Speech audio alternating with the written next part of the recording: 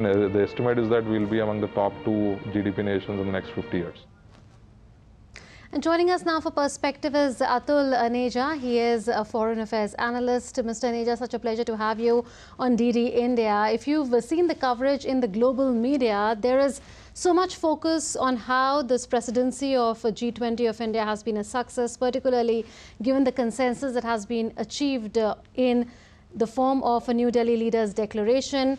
Do you think that this is a recognition of India's success in pulling off that declaration, besides also a testimony of India's growth as a rising power, as a power whose voice is listened, whose voice really has that sort of impact around the world that it's always, been trying for? This particular breakthrough, which we could get in terms of reconciling the language on the Russia-Ukraine conflict, much better than what probably happened in Bali at the earlier G20 summit. I mean, this has raised eyebrows, turned heads, whatever adjective you want to use. But this breakthrough has been phenomenal. I think that's one of the reasons why you had such a convergence of attention on the declaration which took place. But, more than that, Munmun, is that you're showing the path forward. I think that is the one that not only are you looking at bridging divides, and that's a broader message which comes through, but you're also showing a pathway of a post-COVID world order. And that you have to, what Prime Minister said, that you have to reduce this trust deficit which is there among countries and countries on either side of the geopolitical divide, and then take it forward to a new world order where the global south has to play a big role along with the global north, that we have to all come together. That is the global north and global south, because that is the only way in which the challenges of the current day world can be met. And that's where this was reflected in that basic slogan of one earth. One earth is very important, one family and one future. So you cannot have this side of countries living in silos or trying to one dominate over the others. This is the pathway which was there, exemplified in the language of on Ukraine and Russia conflict. And you have to not see it in isolation, Munmun, but along with that, the entire transformative world which needs to come forward, right, where the role of the global south will also be central.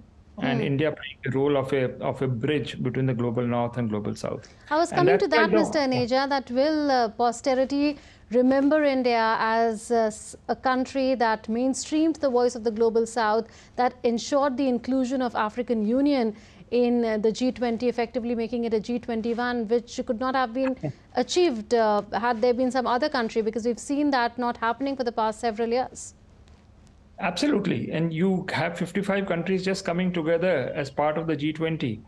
I mean, that is the new world, which is not dominated by a few, but which is sort of spread, the concerns are spread across the globe. And frankly, the future is really the global south. These are the new engines which are going to come up and propel the world in a different, more equitable direction.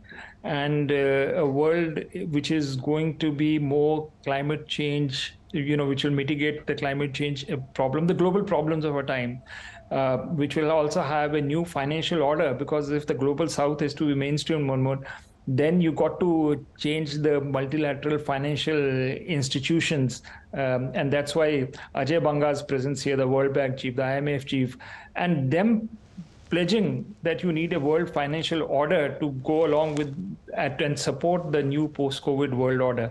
So it's a full-scale changeover, and global south at the center of it. I think it's an amazing exercise in inclusivity, which India has managed to accomplish. And I think more than anything, it's generated hope. There was a time when we were looking the dark alley. There was even an opinion that G20 may not work this time because the Ukraine conflict will just divide us, and that would be probably the last G20. But now you're given hope, a new pathway, inclusivity. And that's also the time, Munmun, that we'll have to get every pillar of the global system contributing. And here I would I do feel that at some point, China was represented here by the prime minister, so it's not that it was not.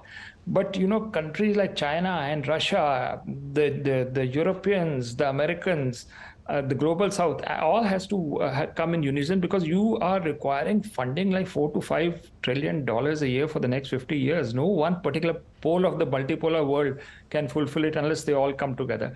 We have shown the pathway, but Munmun, still more work to be done to get everybody on board.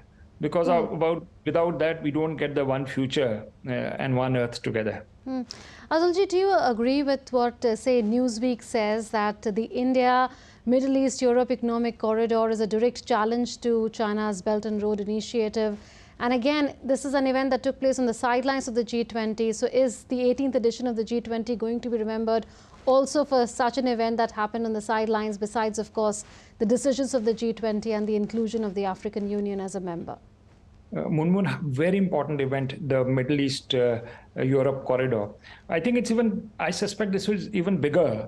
You remember when the Prime Minister was in Jakarta for the East Asia Summit and the ASEAN-India Summit, that he did talk about a new connectivity initiative. I suspect that this corridor will start from ASEAN countries, come to India, and then from here move towards the Gulf, and then move forward northwards till it reaches Stockholm. This is not just connectivity, physical connectivity, but along with that is a hydrogen pipeline which is being planned. There'll be a digital pathways created along this corridor. New special economic zones will come up. So it's a very big deal, as President Biden had said, that this is really a big deal. It is. Now, coming to whether it's a competitor to BRI, you see, BRI, the problem with BRI was it went into, first of all, into conflict areas. For example, India had this big problem with BRI because of CPEC, which passed through to POK and Gilgit-Baltistan, which is our territory. That is our official position.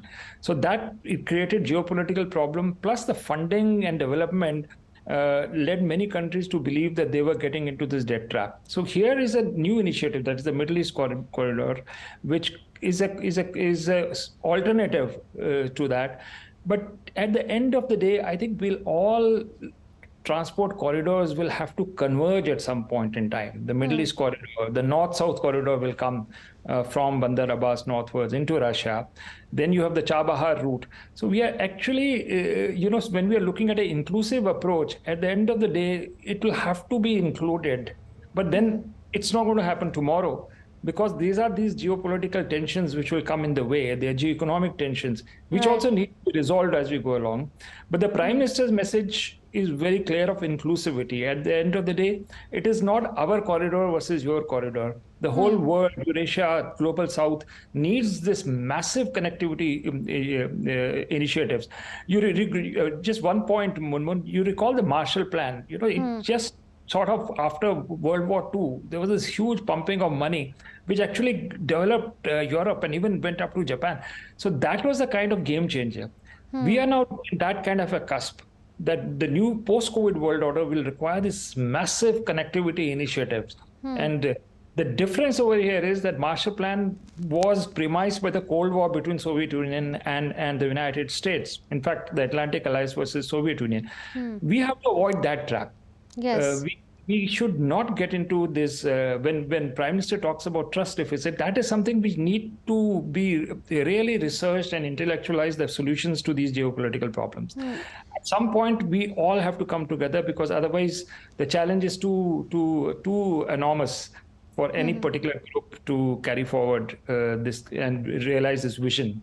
For now, the sentiment seems to be growing to move out of the BRI, considering the non-transparent standards that have been followed there, besides the questions around territory and sovereignty, and of course, so many countries falling in a debt trap. We'll leave it at that, Mr. Aneja. Thank you so much for joining us with your views, particularly on how the global media